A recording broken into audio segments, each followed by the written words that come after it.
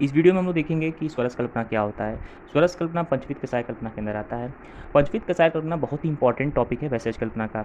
समझ लीजिए कि जो हम लोग आयुर्वेद ट्रीटमेंट देते हैं, उस आयुर्वेद ट्रीटमेंट का आधा जान ये पंचविध कषाय कल्पना है। बिना इसके ज्ञान के आप ट्रीटमेंट नहीं दे सकते हैं, रोगी को रोग मुक्त नहीं कर सकते हैं। आचार्य चरक ने षड्विवेचन सदास्थिति अध्याय जो कि भेषज चतुर्थ में आता है चरक संहिता के, उसमें इसका वर्णन किया है पंचविध कषाय कल्पना। स्वरस, कल्प, पांड, हीम, क्वाथ, जो 5 पंचविध कषाय कल्पना बताए हैं, उसमें से सबसे पहले जो आता है स्वरस कल्पना आता है।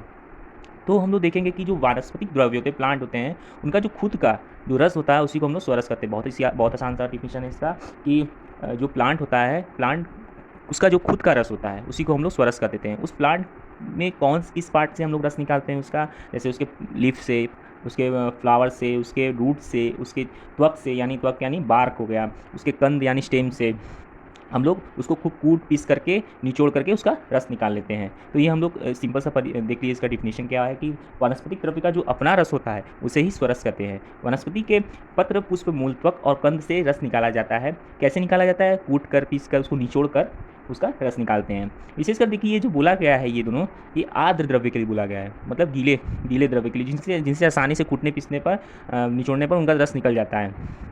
तो अब हम लोग देखेंगे कि अगर शुष्क द्रव्य हुआ तब हम लोग क्या करेंगे। शुष्क द्रव्य की स्थिति में उसको हम लोग क्या करेंगे, रात भर पानी में छोड़ देंगे। उसको फिर सवेरे हाथ से अच्छी तरह मसल करके फिर उसको किसी वस्त्र में रख के निचोड़ लेंगे और उसका हम लोग किस तरह इस्तेमाल करेंगे, स्वरस की तरह इस्तेमाल करेंगे। जो उससे रस निकलेगा उसका हम लोग स्वरस की तरह प्रयोग कर सकते हैं। अब हम लोग देखेंगे जो जल लेंगे और जो द्रव्य लेंगे उन दोनों का रेशियो क्या होगा।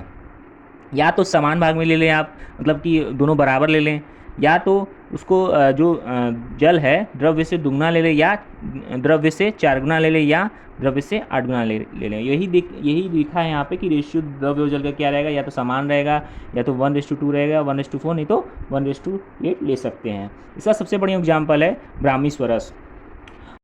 ये जो विधि हम लोग देखते हैं कि किसी शुष्क द्रव्य को रात भर छोड़ देना जल में, फिर उसको सवेरे निचोड़ कर उसका स्वरस निकाल लेना, तो इसी विधि को हम लोग कहते हैं अनुकल्प विधि। अनुकल्प विधि कहते हैं इसको। तो अब हम लोग देखेंगे कि इसकी मात्रा क्या होती है। जो हम लोग आर्द्र द्रव्य से जो स्वरस निकाल रहे हैं और शुष्क द्रव्य से जो स्वरस निकाल रहे हैं, उसकी सेवन मात्रा कितनी होगी। तो उसकी जो सेवन मात्रा होगी वह होगी आधा पल, यानी आधा पल कितना हो गया, 24 ml, क्योंकि एक पल में जो होता है वह 48 ml होता है। अब कभी कभी होता क्या है कि किसी आर्द्र द्रव्य से भी उसको कूटने पीसने पर भी उसका स्वरस नहीं निकलता है। तब उस स्थिति में क्या करेंगे, क्योंकि हम लोग पिछले देखे थे कि जो शुष्क द्रव्य है उसको हम लोग रात भर जल में छोड़ दे रहे थे, सवेरे उसको निचोड़ के उसका रस निकाल ले रहे थे स्वरस। तो अब आर्द्र द्रव्य को कूटने पीसने पर भी उसका स्वरस नहीं निकल रहा है, तब हम लोग क्या करेंगे उस स्थिति में। उस स्थिति में हम लोग क्या करते हैं, यही पुटपाक स्वरस विधि अपनाते हैं। बहुत इंपॉर्टेंट है, इसको बहुत ही ध्यान से देखना पड़ेगा। इसमें 7 स्टेप्स होते हैं, हर स्टेप बहुत इंपॉर्टेंट है। अब इस आर्द्र द्रव्य को कूट पीस करके इसका कल बना लेंगे। इस कल को गोल या पिंड रूप आकार में कन्वर्ट कर देना है। अब उस पिंड के ऊपर दूसरा स्टेप क्या है, अब उस पिंड के ऊपर क्या करेंगे, वट का पत्ता लपेट देंगे। वट प्लांट होता है, उसका पत्ता लपेट देंगे।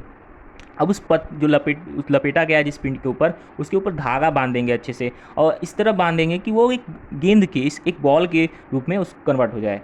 अब इस गेंद के ऊपर तीसरा स्टेप क्या है, तीसरा स्टेप है कि अब इस गेंद के ऊपर क्या करना है, गेहूं का आटा जो होता है उसका लेप कर देना है। कितना लेप करना है, 1 अंगुल मोटा तक लेप कर देना है उसका। अब चौथे स्टेप में क्या है, जो हम लोग इसके ऊपर, जो गेंद के ऊपर हम लोग गेहूं का आटे का लेप किए हैं 1 अंगुल तक, अब उसके ऊपर क्या करना है, अब मिट्टी का लेप करना है। वो कितना करना है, 2 अंगुल लेप तक करना है, मतलब 2 अंगुल तक उसका लेप करना है। अब क्या करेंगे, अब ये जब तैयार हो गया तब इसको हम लोग क्या करेंगे, उपला लेंगे, उसमें अग्नि जला देंगे। अब उस उपले में ये जो गेंद बनाए हैं हम उस गेंद को उस उपले में डाल देंगे। अब छठवां स्टेप क्या है, छठवां स्टेप में क्या है कि अब जब जो गेंद उसमें अग्नि में डाला गया है उसको तब तक रखना है उस अग्नि में जब तक वो लाल कलर का एकदम रेड हॉट ना हो जाए, एकदम से जो रेड हॉट कहते हैं जिसको, रक्त तप कह सकते हैं उसको।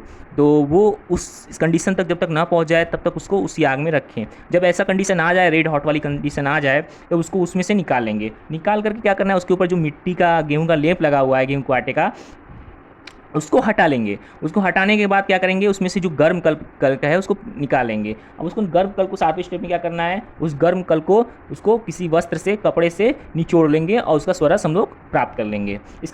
इस विधि का सबसे बढ़िया एग्जाम्पल है आपका नीम और वासा। इन दोनों का हम लोग पुटपाक स्वरस विधि से उसका स्वरस निकाल सकते हैं। अब इसकी ये जो हम लोग स्वरस निकाले हैं इस विधि से, इसका सेवन मात्रा क्या होगा? इसका सेवन मात्रा 1 पल होगा, यानी 48 ml।